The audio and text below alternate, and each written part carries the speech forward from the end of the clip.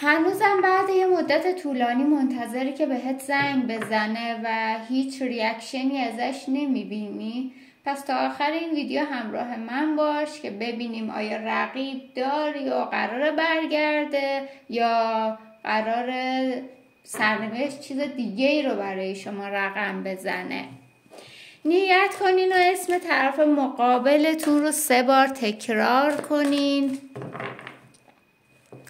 اگه میخوای انرژیت با من همسو بشه و این فال برای شما بشه، حتما برای من کامنت بذارین و لایک کنین تا ببینیم که پیغام کائنات از طریق تاروت برای شما چه خواهد بود.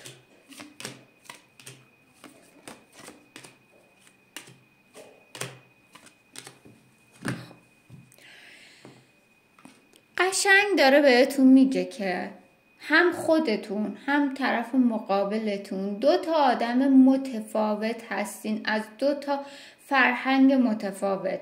مشکلاتی رو دارم اینجا بینتون میبینم که تنها چیزی که داره شما 2 تا رو به هم دیگه وصل میکنه عشق و دوست داشتنتونه. در حال حاضر تو داری خودت رو یک خانم موفق و قوی میبینی، همینجور هم هست. مشکلی نداری که بخوای دلنگران از این باشی که به این فکر کنی من چی ندارم که بخوام باید به دستش بیارم که طرف مقابلم منو بخواد. دل شکسته شدی و ممکنه این افکار منفی باعث ناراحتی برای تو بشه. سر چی؟ سر اینکه طرف مقابل شما داره رفتارهای بچگانه ای از خودش نشون میده و خواستار چیزهاییه که تو نداری. در واقع نگاه کنین، میتونم اینجوری بهتون بگم که طرفت یه چیزی از تو میخواد، تو خیلی چیزای بهتری داری ولی نمیبینیش. پس سعی کن که این دلنگرانی و ناراحتی رو کنار بذاری و خودت رو شکست خورده نبینی، چون وقتی با اعتماد به نفس جلو میری و میگی من بهترینم، طرف مقابلتم تو رو بهترین میبینه و سعی میکنه که چشاشو باز کنه روی چیزهایی که داری و همین باعث میشه اون تفاوت کنار بره، رابطه بخواد محکمتر از چیزی که فکر میکنی بشه. طرفتم نمیگم آدم خیلی خوبیه ها، مشکلاتی رو داره، ضعف‌هایی رو داره، ولی خودش اون ضعف‌هاشو نمیبینه.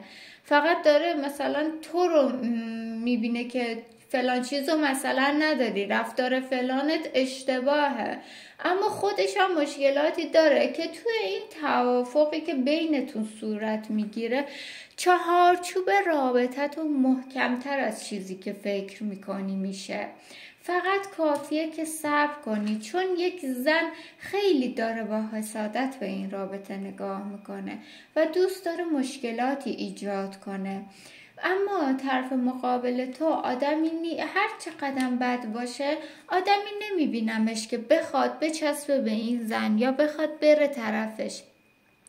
اما این زن میتونه مشکلاتی رو توی رابطتون به وجود بیاره، آتیشی درست کنه که تو رو برای رسیدن به اون موفقیت به تأخیر بندازه کار تو. در صورتی که اگه بتونی این زن رو یا بی‌اعتمادیت رو نادیده بگیری، هر چقدر دلخوری، میتونی چهارچوب رابطت رو خیلی زودتر از اون چیزی که فکر میکنی محکمتر کنی.